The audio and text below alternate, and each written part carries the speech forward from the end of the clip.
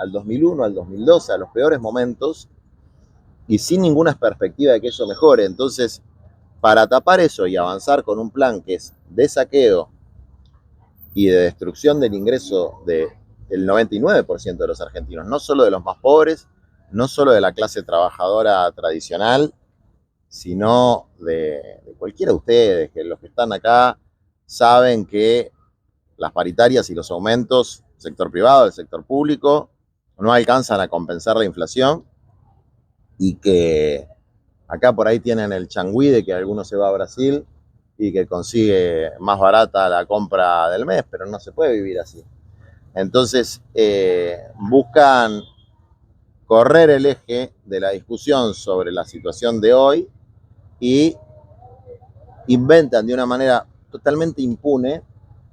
No me quiero poner yo como víctima, porque yo no soy víctima. Yo tengo comida en mi casa, mis pibes pueden ir a la escuela, pueden comprar los útiles, yo pude estudiar, soy abogado, soy docente de la Universidad de Buenos Aires, escribí mis libros, cobro las regalías de mis libros, tengo laburo en distintos diarios.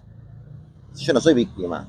A lo sumo me tengo que comer alguna mentira que le duele a mis familiares, que le duele a mis amigos, pero los que me conocen saben quién soy y la verdad que mucha gente ya no cree en eso, digamos, ¿no? La tapa del diario La Nación de ayer decía que yo tenía una caja, que no sé bien qué quiere decir, de 244 o 344 millones de dólares. Y la tapa del diario Clarín de hoy, esa fue La Nación de ayer, el diario Clarín de hoy le puso un 1 adelante, dice que eran 1.344. Cosas absolutamente inverosímiles que tienen como un único objeto desprestigiar, porque ni siquiera están judicializadas, porque yo no tengo ni eso, ni mucho menos. Porque, insisto, hay personas en la Argentina y en todo el mundo que nos conformamos con cosas sencillas, con tener nuestra casa, con tener la educación de los pibes, con tener la comida de todos los días, poder llevarlos a un club, si podemos irnos de vacaciones una semana, lo que quiere cualquier laburante, y con eso somos felices. No todos queremos ser multimillonarios como Galperin. Y eso parece que no lo pueden aceptar, ¿no? Que la mayor parte del pueblo argentino seamos solidarios.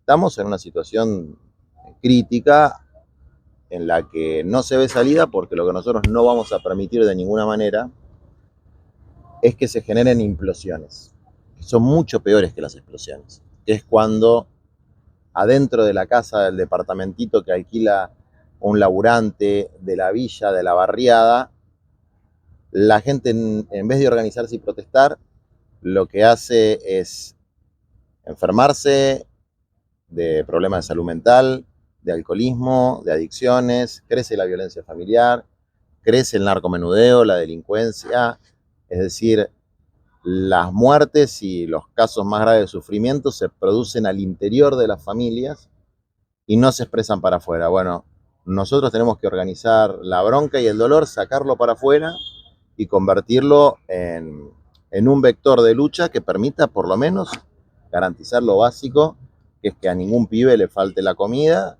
que a ningún pibe le falten los útiles escolares, que todos puedan empezar las clases, digamos, ¿no? Eso es un poco la tarea del momento. Juan, ¿cómo ves este momento también donde mediáticamente estás muy presente con diversas acusaciones? Eso que marcabas un poco también en los medios hegemónicos y demás. ¿A qué se debe y este ataque, al parecer, no del gobierno nacional? Mira, para los que tenemos fe, es un poco la consumación de Mateo V, ¿no? Que es, nosotros sabemos que las tres palabras que usa él, que nos van a insultar, que nos van a perseguir y que nos van a calumniar. Entonces, para mí particularmente es un buen signo, no un mal signo. Después, por otro lado, está lo que te decía antes. Buscan personificar en distintas figuras públicas, sea el mundo del arte, sea el mundo de los movimientos sociales, sea el mundo de la política, sea el mundo del deporte. Van buscando, sean los pueblos originarios, sean los gobernadores de las provincias. Van buscando enemigos para generar una confrontación que ocupe la tapa de los medios de comunicación y ocultar que el índice de pobreza está en 57%. Entonces buscan curros en todo. Pero así va a ser una etapa de persecución, va a ser una etapa de calumnias, va a ser una etapa de insultos, y nosotros vamos a responder organizando la bronca y haciendo respetar la Constitución y los derechos sociales. Es decir, acá se están atravesando líneas rojas, ya empezó con estos DNU que afectan a todos los ciudadanos, los derechos elementales de los ciudadanos, y empezó con este ataque también a las provincias, digamos, que yo vine particularmente acá, primero porque vi que han defendido bastante bien la ofensiva, sobre todo en la cuestión yerbatera, y porque veo que Misiones ha logrado mantener un patrimonio para el futuro de nuestro pueblo, que es la biodiversidad. La prohibición del glifosato, le guste a uno o no le guste el gobierno provincial, es algo de avanzada. Permite que esto no se convierta en lo que hay en Paraguay, que es un desmonte absoluto, una pérdida total de la biodiversidad, y el mar verde de la soja, que es pan para hoy, hambre para mañana. Bueno, acá hay que proteger la selva, hay que proteger los cursos de agua. Ayer me contaban los chicos del club de canotaje que lleva al padre el nombre de uno de los chicos, León Cero, que hacen un trabajo maravilloso, que son los únicos que han dejado un pedacito de costa para el libre acceso de los ciudadanos, mientras los costaterrientes, que son los ricos de acá, se apropian de que lo que es de todos. Bueno, eso es una pequeña muestra de lo que quieren hacer a nivel nacional. Todo para el 1% y el 99% restante distraídos con Cirali Espósito cobró en Cosquín o con las cajas ridículas de Juan Grabois, y mañana será otra cosa, ¿no? Que si el gobernador pasa al Acua, pagó un festival de no sé qué cosa, y no están los salarios de los docentes, el transporte se va a ir a cualquier monto porque no pagan lo que tienen que pagar, que son obligaciones de la nación. Es decir, un gobierno no solamente de las corporaciones financieras y del 1% más rico, sino totalmente aporteñado, peor que los anteriores que ya eran bastante porteñocéntricos, que no conoce lo que pasa en el resto del país. Ahora, Grabois habló de la reorganización y canalizar la bronca. ¿En qué tiempo? No, esto, mira, yo creo que estamos entrando en un momento crítico, que es el inicio de clases, ¿no? O sea, a mí me pasa a veces que veo alguna noticia que para mí es un signo de los tiempos, que fue lo de esta chiquita que se llevó unos marcadores de una librería en General Pico, y que en un operativo policial ridículo 2 patrulleros la acercaron y prácticamente como si fuera una terrorista internacional, una narcotraficante, una nenita de 11 años. Ese es un signo de los tiempos, que es, no me puedo comprar los crayones, los marcadores para ir a la escuela, me da vergüenza, no quiero que me burlen los otros chicos, entonces, bueno, manoteo uno de... Esos niveles de degradación nos humillan a todos como sociedad. No solamente a esa nena no poder ir a la escuela, sino a todos, sobre todo los que tenemos hijos, pero a todos, que haya una piba de 11 años que no tenga lo que necesita para ir a la escuela. Y ahí hay un signo de los tiempos. Y frente a eso nos corresponde organizar la bronca, porque la bronca desorganizada lleva al caos, lleva a lo que fue el proceso del 2001, que es la gente desesperada yendo a buscar una lata de tomate, un paquete de fideos a los supermercados y generando pelea de pobres contra pobres. Entonces, organizar la bronca es direccionarla hacia donde hay que direccionarla, que es un gobierno empobrecedor y hambriador que clavó 15 puntos de aumento de la pobreza, que es el equivalente a 2 malos gobiernos, que fueron los 2 gobiernos anteriores, ¿no? 10 puntos Macri y 5 puntos Alberto Fernández, que fracasaron. Uno había prometido pobreza cero, ¿se acuerdan? Bueno, subió 10 puntos la pobreza. Alberto había prometido, y yo le creí, y tal vez lo intentó, empezar por los últimos para llegar a todos. Bueno, los últimos estaban peor. Y digo, en eso me hago cargo como votante y como parte de la coalición, aunque esto lo tengo que aclarar porque es la pura verdad, yo nunca fui funcionario público, fundamentalmente porque en mi caso particular no me convencía el rumbo que tomaba el gobierno de Alberto, no acepté ninguna de las ofertas que me hicieron porque no me convencía el rumbo, aunque consideraba que era el mal menor dentro de un contexto. Y ahora vos sumás esos 10 más los 5 de Alberto, 10 de Macri más 5 de Alberto, en 8 años, bueno, Milei lo hizo en 2 meses. Entonces, no es joda tener un país donde 6 de cada 4 personas estén en la pobreza. No es gratuito eso. Las consecuencias de los pibes que no tienen hoy para comer y no van a poder estudiar se pagan en el corto plazo, en el mediano, en el largo, con el avance de lo que acá llaman la pedra, que en otro lugar será el paco, que en otro lugar será la pasta base, que en otro lugar será el fentanilo, y que arruina la capacidad cognitiva de una generación entera para poder aprender, desarrollarse y trabajar. Esa es la situación que estamos viviendo hoy y es una situación crítica que si no se revierte,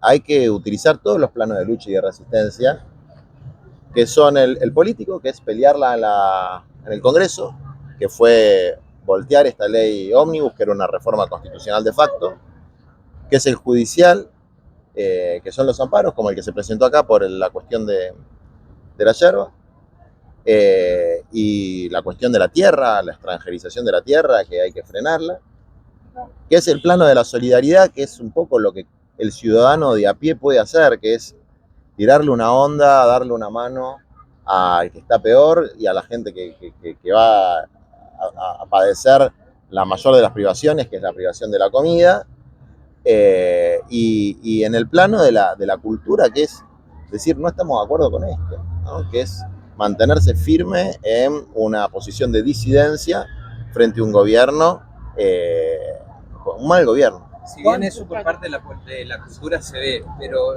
los políticos opositores, ¿dónde están hoy? Es una buenísima pregunta. Están bastante calladelis. ¿A qué se debe eso? Yo creo que a una cuestión de especulación. Es decir, esperemos a que caiga la imagen de Milei. Lo que pasa es que después el daño está hecho.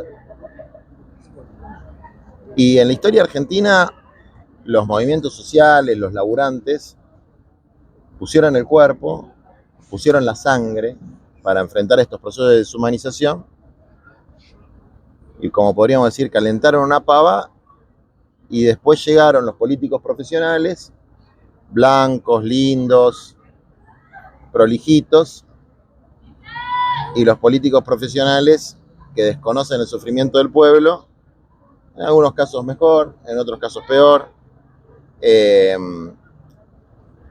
capitalizaron eso, ¿no? Especulando. Algunos piensan que es inteligencia o astucia, yo pienso que es viveza criolla y en algunos casos cobardía, pero tampoco quiero juzgar lo que hacen los demás. Yo creo que es muy importante que la oposición política se reorganice. Nosotros, entre otras razones de este viaje, es presentar un polo, una alternativa de reorganización, que es la plataforma Argentina Humana. La autocrítica quizás también por los resultados justamente dados en las últimas elecciones, con nuevas figuras quizás. Sí, la autocrítica tiene la trampa de que a veces la autocrítica es la crítica a otra, ¿no? Entonces se deposita toda la responsabilidad en Alberto Fernández, que tiene la mayor responsabilidad, porque fue el presidente y la Constitución Nacional establece que el Ejecutivo es unipersonal. Pero todos tenemos responsabilidades diferenciadas por el rol que asumió cada uno. No es la misma responsabilidad la que tiene un funcionario que no funcionó, de la que tiene un dirigente de un movimiento social, o un activista sindical, o un simple ciudadano que votó. Digamos, son responsabilidades diferenciadas. Pero desde luego todos tenemos que hacernos cargos de un fracaso, que aún siendo un fracaso, fue infinitamente menor que el daño que hizo Macri empobreciendo y endeudando a la Argentina en 4 años, y el que está haciendo este hombre en 60, 70 días. Es decir, el gobierno de Alberto no revirtió la situación, incluso la empeoró, pero no con la dimensión y la velocidad con que le hicieron los otros gobiernos. Pero lo que nosotros estamos proponiendo es cambiar un poco el eje, salir a pensar afuera de la caja, ver qué es lo esencial que nosotros tenemos que enfrentar, que es el proceso de deshumanización. De deshumanización que implica, poco siguiendo la doctrina del Papa Francisco, que por lo menos para mí es una inspiración, no para todos mis compañeros, pero para mí es la principal inspiración, que es el grito de la Madre Tierra y el grito de los excluidos, que es lo que nos está llamando a reagruparnos como sociedad en torno a lo humano. Y eso humano quiere decir cuidar la naturaleza, cuidar la biodiversidad, cuidar a los pobres, cuidar a los viejitos y cuidar a los nenes. Y ahí tenemos que trabajar, que es tierra, techo y trabajo. Si no tenés una casa, acá en Misiones hay un déficit habitacional de 100.000 viviendas, a nivel país por lo menos 1,5 millones. Bueno, y de esas cosas no hay perspectiva, no hay crédito. Cualquier hijo de profesional, no te estoy hablando de los más pobres, no se puede comprar ni un terreno para construir, pues está todo dolarizado. Y no hay tampoco políticas públicas de acceso a la tierra. Entonces, ¿qué se produce? El fenómeno de las tomas. Cuando hay una demanda muy grande y no hay una respuesta por parte del Estado, de las organizaciones comunitarias, se producen este tipo de situaciones. En ampliar los derechos de las personas que están en la informalidad, que son el 45% de la fuerza de trabajo en la Argentina, que está en la informalidad y que no tiene derechos ni ingresos suficientes, y en cuidar lo que nos da de comer, que no es el complejo sojero agroexportador, sino los pequeños productores, los que producen alimentos. Y sobre esa base, tierra, techo, trabajo, cuidar la salud, el hospital público y la educación pública, nosotros estamos construyendo una alternativa que es Argentina Humana, a la que convocamos a todos los ciudadanos, a todos los militantes o no militantes, para tener preparada una planificación de reconstrucción del daño que van a dejar esta gente, dure lo que dure, y me hago cargo de las palabras, porque yo respeto el gobierno constitucional de Javier Milei. Lo que no respeto son sus políticas. Y yo sé que la Argentina es inviable, porque el pueblo tiene mucha paciencia, pero en un momento la paciencia se le agota. Entonces, hay que construir la alternativa, hay que construir la perspectiva de la transformación humana de la Argentina en este proceso de deshumanización y combinar esos roles, ¿no? Organizar la resistencia y construir una alternativa humana, razonable, casi de sentido común.